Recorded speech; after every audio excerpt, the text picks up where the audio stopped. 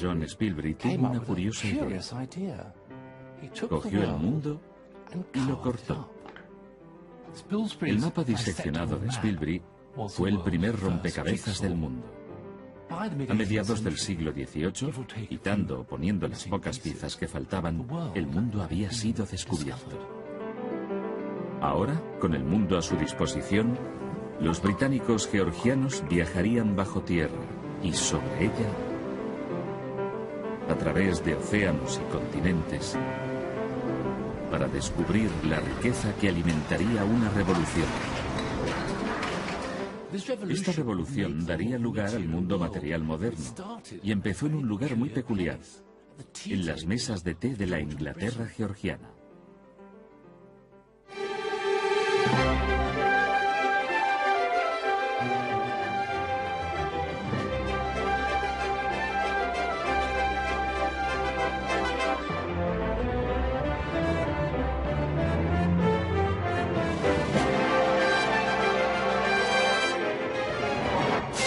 ¿Qué hizo la revolución industrial por nosotros?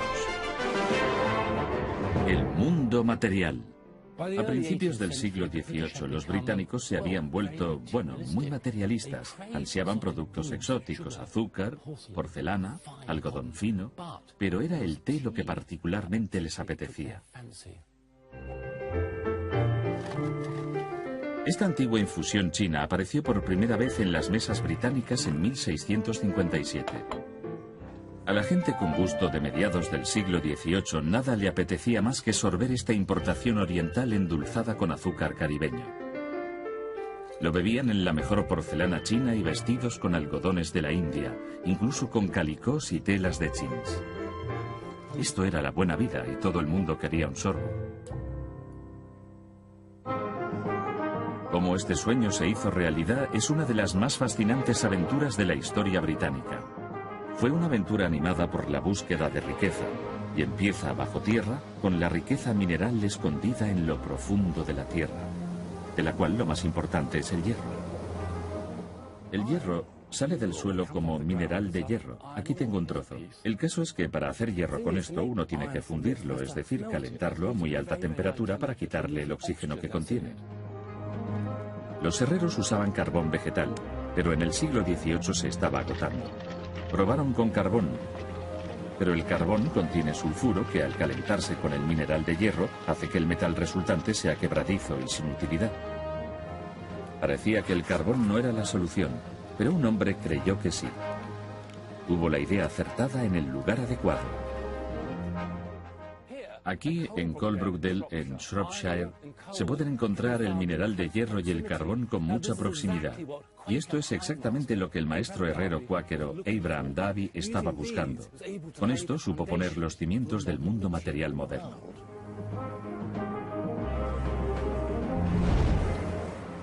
Esto es coque, que esencialmente es carbón procesado para quitar el sulfuro. Ahora bien, en 1709, Abraham Davy tuvo una brillante idea. Efectivamente, utilizar coque para fundir hierro. Hoy utilizamos hierro reciclado y piedra caliza. Al principio hubiera sido o hierro o piedra caliza. El hierro se ha estado calentando en el horno a una temperatura muy elevada y Nigel está a punto de destaparlo y el hierro fundido saldrá borboteando hacia fuera. Aquí está. Ahora tengo que ponerme bien atrás.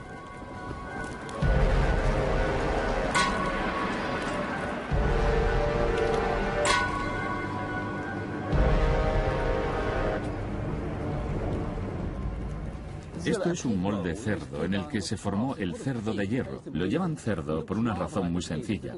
Se parece bastante a una cerda con cerdos pequeños alimentándose de ella.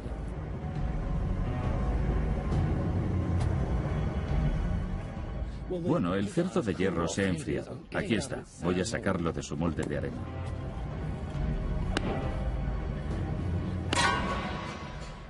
Y aquí está. Hierro bueno, fuerte, utilizable, justo como lo habría hecho Abraham Davy. El hierro fundido con coque de Davy se convertía en cazos y sartenes resistentes y baratos para todos. Las nuevas técnicas mejoraron la calidad y redujeron el coste del hierro. En 50 años, Coalbrookdale llegó a ser uno de los lugares más industrializados de la Tierra. Inglaterra se volvió de hierro y nadie estaba más loco por el hierro que John Wilkinson, el loco del hierro.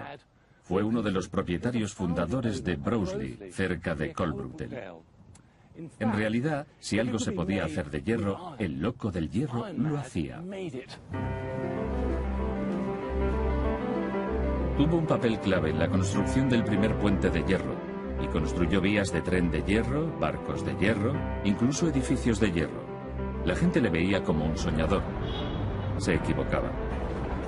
Los maestros herreros del siglo XVIII como Wilkinson y Davy pusieron los cimientos de nuestro mundo metálico moderno. Más metal significaba más minerales y extraerlos estaba resultando un problema. Gran parte de la riqueza mineral de Inglaterra se halla en lo profundo de la tierra, en minas continuamente inundadas, como esta mina de estaño en Cornualles.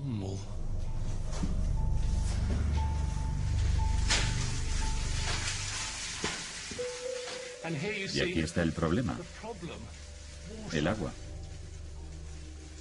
Para llegar al cobre, al estaño, al plomo o al carbón, esta agua tuvo que ser retirada. Irónicamente, la mejor solución a este problema de las inundaciones resultó ser el agua. En 1712, Thomas Newcomen, un ferretero de Dartmouth, lanzó una maravillosa máquina nueva. El primer motor atmosférico de Newcomen fue instalado cerca de esta moderna reconstrucción en Dudley, en los Midlands occidentales. Se llamó motor atmosférico porque utilizaba la presión de la atmósfera para crear energía y movimiento. Este modelo muestra los principios por los cuales el motor funcionaba, de manera bastante básica. Este tarro de cristal representa el cilindro y esta jeringa de aquí, el pistón, el verdadero motor. El pistón está dentro del cilindro, pero para nuestro objetivo está aparte. Ahora llenamos el tarro con vapor. Al no ser de hierro fundido, sino de cristal, podemos ver cómo entra el vapor y parece que va bastante bien. Cerramos el tarro, de forma que el vapor quede encerrado dentro. Bien, ahora voy a rociar el tarro con agua fría. El vapor que hay dentro se ha condensado. Ahora el vapor condensado ocupa menos espacio que el vapor, de forma que se ha creado un vacío parcial dentro del cilindro. Este vacío produce una presión atmosférica que empuja el pistón hasta arriba. Aquí se para, casi forzado, por la presión atmosférica del exterior. Así es como esta increíble máquina usaba agua y calor para crear movimiento y energía. Casi fantástico para la época.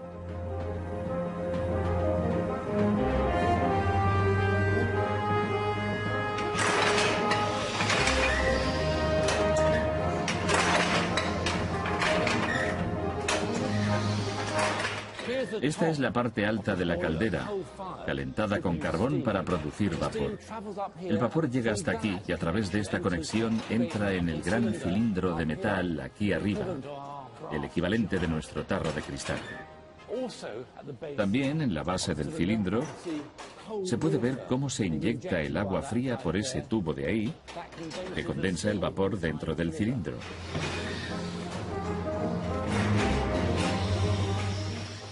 El pistón baja, tira del enorme extremo de la viga hacia abajo. Esa es la acción que hace funcionar la bomba, sacando el agua de la profundidad de la mina. Es algo realmente increíble.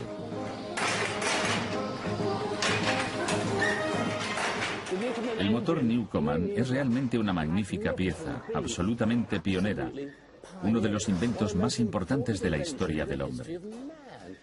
Fue una nueva fuente de energía. Hizo que fuera posible tener acceso a estos minerales, estaño y carbón, inundados en lo profundo de la Tierra.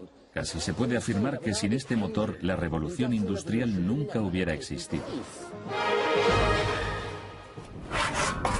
El vapor bombeaba las minas y llegaría a impulsar las fábricas de Inglaterra. Pero todo este vapor necesitaba, adivinadlo, carbón. Y aun sabiendo dónde buscarlo, seguía siendo un asunto de querer y no poder.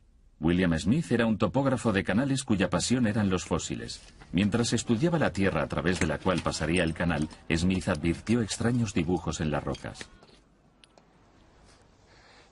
Fue quizás la fascinación de Smith por los fósiles lo que le llevó a descuidar su trabajo como topógrafo.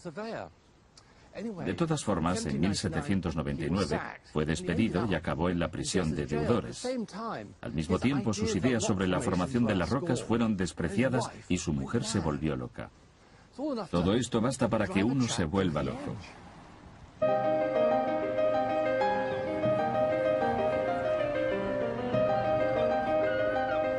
Smith se refugió aquí, en Scarborough, en la costa norte de Yorkshire.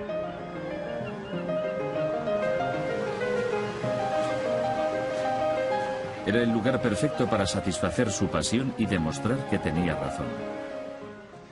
Estos acantilados en las afueras de Scarborough son una maravillosa ilustración de las ideas geológicas de Smith. Observad que están claramente formadas por unas capas horizontales que Smith y sus colegas geólogos llamaron estratos. Y cada capa contiene fósiles como esta interesante amonita, una especie de calamar primitivo. Ahora bien, Smith observó que este tipo de fósil, esta amonita, solo aparecía en una capa, un estrato, ni en la capa de arriba ni en la capa de abajo. Siguió mirando y encontró en niveles más altos diferentes tipos de fósiles de amonita bastante diferentes. Cambiaban. Estaba claro que esos estratos se habían ido moviendo de abajo a arriba durante un largo periodo de tiempo. Esto ahora nos parece evidente, pero era una idea nueva.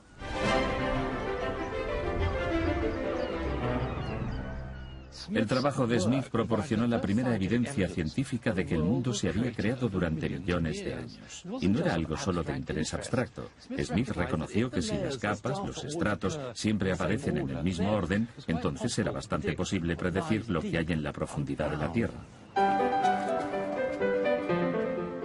Para demostrar su teoría, Smith decidió exponer los fósiles en secuencia cronológica. En 1829 se construyó un museo, el Rotonda, con esa finalidad. Aquí, en el Paseo Marítimo de Scarborough. Hoy, el Rotonda alberga una colección de historia local, pero en la época de Smith esto hubiera sido como caminar a través de las eras geológicas. Aquí abajo estaban expuestos los primeros fósiles de una capa deltaica de 165 millones de años. Y aquí, en el medio, los fósiles de arcilla de Oxford de 160 millones de años. Y justo aquí, en lo alto, había fósiles de los oolitos de Hambledon de solo 155 millones de años.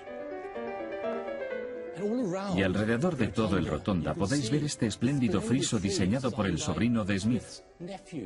Muestra los estratos y las capas del tipo que hemos visto en los acantilados del exterior.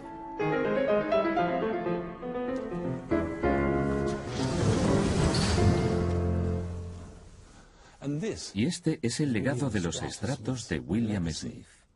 Un proyecto que empezó abriendo canales acabó con una nueva visión del mundo. En 1815 publicó este estudio geológico de Inglaterra y Gales. Es el primer mapa geológico del mundo. Y con este mapa era posible predecir dónde yacía la riqueza mineral bajo tierra. Es muy conmovedor. Ese hombre, trabajando solo, sin recursos, creó una clave para acceder a la riqueza del mundo. Resulta increíble. No es muy diferente del mapa geológico actual de Inglaterra.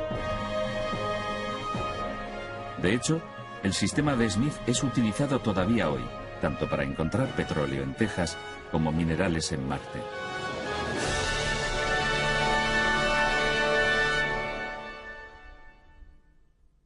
Pero a pesar del enorme esfuerzo de hombres como Davy, Newcomen y Smith, había cosas, como el té y el algodón, que nunca podrían ser cultivadas, producidas o encontradas en suelo británico. Era el momento de buscar en otra parte, el momento de encontrar la pieza que faltaba. Para los geógrafos georgianos, esa pieza que faltaba era el continente del sur. Algunos creían que para equilibrar la Tierra en el norte y evitar que el mundo cayera, tenía que haber un enorme continente en el sur.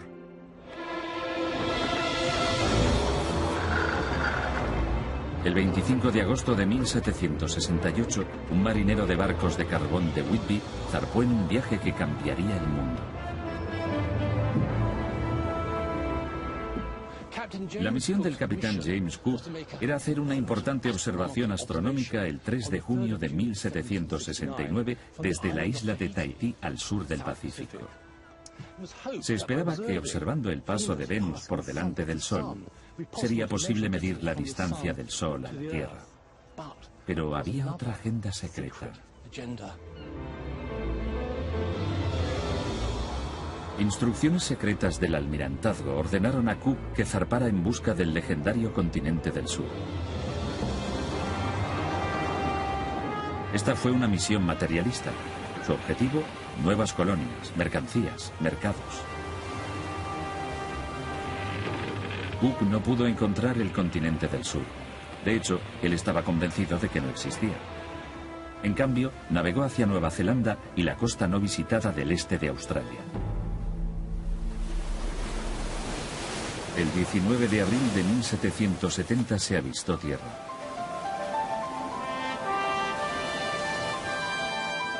Mientras Cook inspeccionaba la costa, el botánico Joseph Banks registró la vida de plantas y animales en la costa. Tan rica era la vida que encontró aquí que la llamó Botany Bay. Estos dibujos nos muestran algunas de las cosas que vieron. Esta extraña planta peluda era bastante nueva, se llama Banksia, como Banks, claro. Y este dibujo es una fugaz visión de un canguro. Banks estaba particularmente fascinado por las plantas, que consideraba que tendrían una aplicación práctica o económica al volver a casa. Por ejemplo, este lino de Nueva Zelanda, que los maoríes usaban para hacer cestas, es ahora una planta corriente de jardín.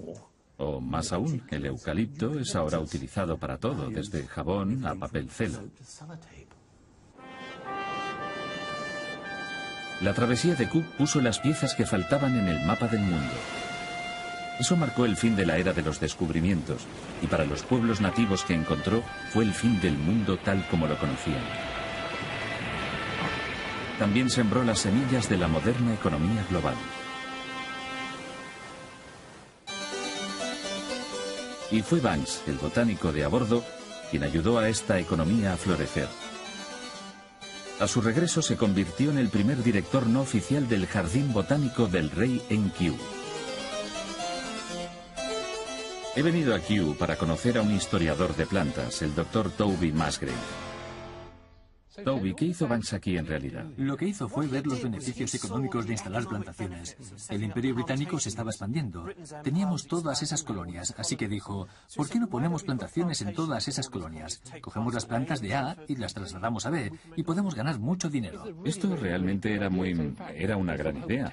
Así que él vio todo el potencial del imperio como un lugar adecuado para recoger y cuidar plantas. Envió a grupos de hombres llamados los cazadores de plantas, esos charlados que dieron la vuelta al mundo, Norteamérica, Sudamérica, Australia, y volvieron con todas estas plantas. Algunas son muy bonitas, son plantas de jardín, como los geranios, que son estupendos, son sudafricanos. Tenemos cosas como la cola de macaco, que vino de Chile. Una de las áreas en las que Banks veía un gran potencial era el té, esta planta de aquí. Ah, esta de aquí. El té en esa época era una mercancía muy valiosa. China tenía el monopolio, así que la gente de aquí lo adulteraba con hierro. Lo rellenaban con caca de oveja y toda clase de pequeñas porquerías. ¿En serio? Sí, sabía fatal, seguro. Pero eso es porque al ser tan valioso aumentaban el peso, probablemente. Era como un truco. Totalmente. Así que Banks dijo, bueno, ¿por qué no quitamos al hombre del medio? Hay que conseguir té y cultivarlo nosotros. No pudo conseguirlo en China, pero llegó a conseguir algunas plantas de la India. En 1850 montó una industria de té en la India. Así que toda esta maravillosa especie de belleza al final se mueve por el comercio. Oro verde. Oro verde, sí. Pero el cultivo más rentable de todos no era verde, era blanco, algodón. Cultivando algodón en plantaciones coloniales, utilizando el trabajo de esclavos, este lujo exótico pasaría a ser un básico de todos los días. Desde América y las Indias occidentales, el algodón se llevaba a Liverpool y a través de un canal a molinos como el de Quarry Bank, cerca de Style. Quarry Bank es ahora un museo y Val Bryan es su experta en historia textil. Esto es algodón en su estado natural, ¿verdad? Son las bolas de algodón de donde se cogen para tener este algodón rústico. Y cuando el algodón apareció, realmente no sabíamos cómo prepararlo, así que lo tratábamos igual que la lana. De ahí viene la expresión lana de algodón. Lana de algodón, sí, claro. El algodón se cogía y se hilaba formando un hilo largo y fino. Para tejer la tela, luego se ponía en una lanzadera y se lanzaba por delante y por detrás entre el hilo ensartado en el telar. Pero tejer era un trabajo incómodo. El tejedor necesitaba unos brazos largos para lanzar y recoger la lanzadera a través de la extensa pieza de material. Ah, y este es el problema, básicamente. Así es, se cae al suelo porque tus brazos no son bastante largos. En 1733, un tejedor llamado John Kay sacó una patente de un aparato que tendría resultados espectaculares. En lugar de lanzar la lanzadera a mano, Kay puso la lanzadera en una caja. Cuando el tejedor tiraba de un palo, un martillo golpeaba la lanzadera a través de los hilos. Se llamó la lanzadera voladora. Y esto, por supuesto, es, en teoría, mucho más rápido, ¿verdad? Sí, lo es. Sí, incluso un aficionado como yo podría comprender que esto es un avance enorme. La lanzadera voladora es absolutamente increíble. Pero mientras los hombres tejían más tela, las mujeres no podían seguir el ritmo. Afortunadamente para ellas, en 1764, otro tejedor llamado James Hargreaves se dio cuenta de que una rueda podía estar unida a varios usos. La llamó Spinning Jenny, que era como la máquina de hilar. La legendaria Spinning Jenny. Nunca imaginé que vería una en realidad. Quiero decir, una máquina para producción masiva de hilo, es eso, ¿verdad? Sí, porque ahora tienes a una persona hilando 16 hilos. Y seguramente esto se iba ampliando uniformemente. Podían ser 20, 40 o 60. Sí, se perfeccionó con más y más usos. Realmente es ahora cuando desaparece el hilado del sistema campesino. Por eso existen molinos como el edificio de Quarry Bank. Es el principio del mundo moderno, producción en masa. En los años 1780 la nueva tecnología llevó la energía de vapor a los molinos de Inglaterra. El tejido de algodón, antes un producto de importación caro, era accesible para todos. En los años 1830, en gran parte gracias al algodón, Inglaterra era la nación más rica del mundo. Pero era un trabajo agotador. A principios del siglo XIX, los obreros, como estos del Quarry Bank Mill, hilaban y tejían de 12 a 14 horas al día. Lo que necesitaban era una pausa.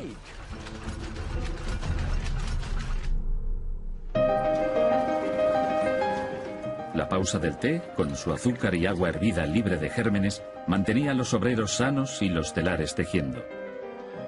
Pero sus tazas de loza barata tenían una desagradable tendencia a cuartearse. Para evitarlo, primero echaban un chorrito de leche, un hábito que muchos tenemos todavía hoy. En cambio, las tazas chinas eran bonitas y resistían el calor. Por desgracia, los chinos mantenían en secreto la receta de su preciosa porcelana. Un secreto que los alfareros británicos estaban decididos a descubrir. Esto es una arcilla china. Pero esto no es China. Esto es Cornualles. Debajo de Cornualles yacen espesas capas de granito. Durante millones de años se han ido descomponiendo en un polvo fino como de tiza que simplemente se lava de la roca. Se llama kaolin por una serie de acantilados de China. Hoy la arcilla china se utiliza para todo, desde dentífrico hasta revistas, y es el segundo producto británico más exportado. Incluso se lo vendemos a China. Y el hombre que lo descubrió fue un curioso químico cuáquero llamado William Cookworthy. Estaba obsesionado con encontrar el secreto de la verdadera porcelana china. En 1746, Cookworthy visitó una pequeña mina en Cornualles. La mina utilizaba una máquina Newcomen para prevenir inundaciones. Cuando los hornos de la máquina necesitaban un apaño, los obreros les ponían parches utilizando una arcilla local con curiosas propiedades. Cookworthy estaba intrigado. Vino aquí, a Trigorin Hill, cerca de Helston, para ver el origen de esa arcilla. Este es uno de los pozos de donde venía la arcilla. Increíble. Cookworthy había encontrado el ingrediente que faltaba para una porcelana realmente fuerte justo aquí, en Cornualles. Cookworthy se llevó su arcilla china a casa y empezó a experimentar. En 1768 produjo la primera pieza de genuina porcelana inglesa. Su descubrimiento fue aprovechado por alfareros como Wedgwood, Spout y Coughley aquí en Colport, cerca de Colrundale. Aquí tenemos la arcilla china, se llama kaolin, ¿verdad? Y voy a echar un poco, es muy fina. Esto, por supuesto, era la base de la porcelana, ¿verdad? Sí. ¿Y con qué está mezclado? Le añadimos lo que se conoce como piedra china, que es un material muy parecido. Los molemos juntos para hacer un polvo muy fino de esta consistencia y luego lo mezclamos con agua para hacer un líquido espeso, suave que echamos y que se conoce como barbotina. Ya está aquí dentro, ¿no? Efectivamente, hay que mezclarlo bien. Comprobar que es una mezcla suave y agradable. Y yo ahora lo vierto. Dentro del molde. El exceso de barbotina se vierte fuera y lo que queda se deja secar una hora. Aquí está. Adherido por la parte del yeso tenemos este casi maravilloso bol con forma de taza de té. Ahí lo tienes. Kate, este objeto tan delicado ahora hay que ponerlo al fuego, así que nos vamos al horno. Efectivamente. Después de una semana en el horno, se decora la taza. Desde los años 1750 se sustituyó el pintado a mano por la impresión con calcos. Se grababa un diseño en una plancha de cobre, se cubría de tinta y se usaba para imprimir cientos de calcos. Usando esto, los fabricantes podían producir en masa porcelana china decorada, incluso imitaciones de diseños chinos. Como el modelo Willow, creado en los años 1790 por Spout. Después de otra semana en el horno, la taza se vidria y se vuelve a poner al fuego. Es fantástico, qué cosa tan bonita. Y supongo que esto hizo que cosas bonitas como esta fueran accesibles para una mayor parte de la sociedad en el siglo XIX. Estas eran mucho más baratas. Mucho más baratas que pintadas a mano. Es una cosa preciosa. Estoy muy orgulloso de haber participado al hacerla. Gracias a la producción en masa y a la mecanización, cosas que antes eran disfrutadas por una selecta minoría, como el té, el algodón y la porcelana, eran ahora accesibles para todos.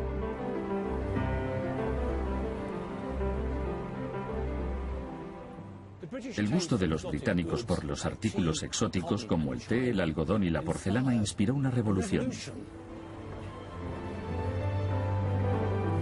Y hoy, prácticamente todo lo que ponéis en el carro de la compra, desde revistas ilustradas hechas con arcilla china, al té y los paños de cocina, incluso el mismo carro metálico de la compra, todo está ahí gracias a que los georgianos desearon la buena vida. Gracias a nuestra mezcla única de riqueza mineral, ingeniosos industriales y apetitos insaciables, Inglaterra había hecho el mundo material moderno.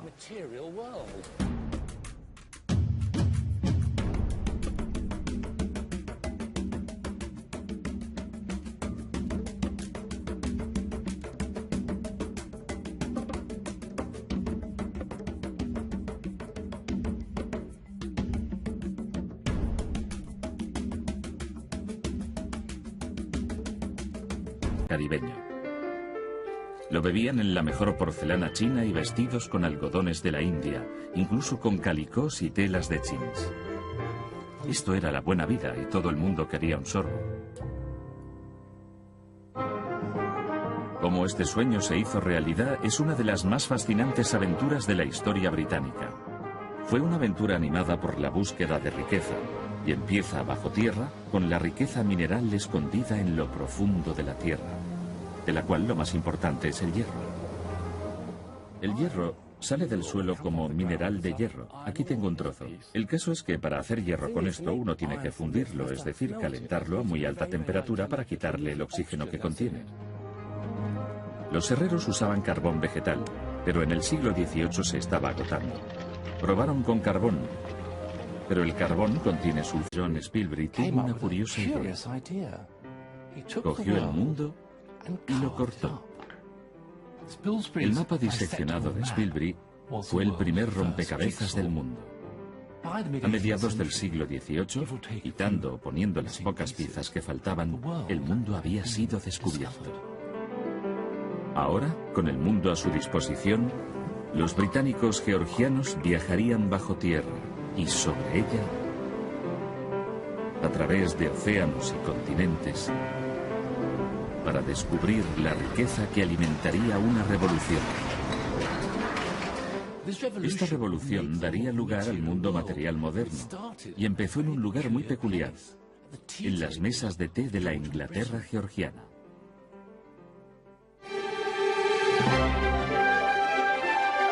Furo que al calentarse con el mineral de hierro hace que el metal resultante sea quebradizo y sin utilidad.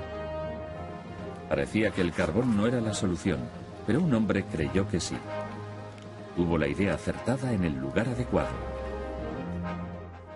Aquí, en Coalbrookdale, en Shropshire, se pueden encontrar el mineral de hierro y el carbón con mucha proximidad.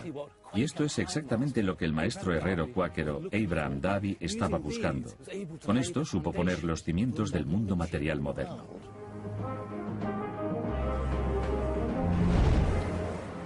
Esto es coque, que esencialmente es carbón procesado para quitar el sulfuro.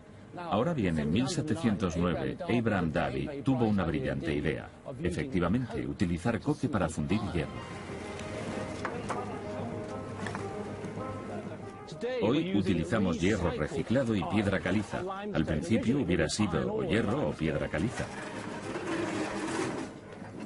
El hierro se ha estado calentando en el horno a una temperatura muy elevada y Nigel está a punto de destaparlo y el hierro fundido saldrá borboteando hacia fuera. Aquí está. Ahora tengo que ponerme bien atrás.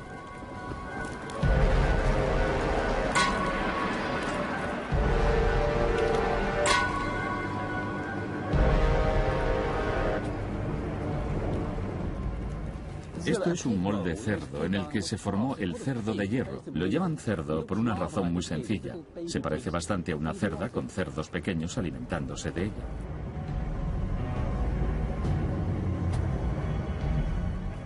Bueno, el cerdo de hierro se ha enfriado. Aquí está. Voy a sacarlo de su molde de arena.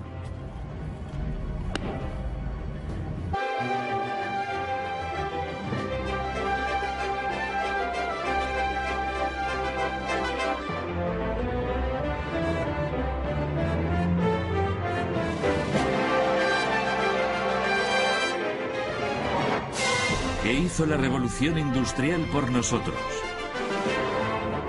El mundo material. A principios del siglo XVIII, los británicos se habían vuelto, muy materialistas. Ansiaban productos exóticos, azúcar, porcelana, algodón fino, pero era el té lo que particularmente les apetecía. Esta antigua infusión china apareció por primera vez en las mesas británicas en 1657. A la gente con gusto de mediados del siglo XVIII nada le apetecía más que sorber esta importación oriental endulzada con azúcar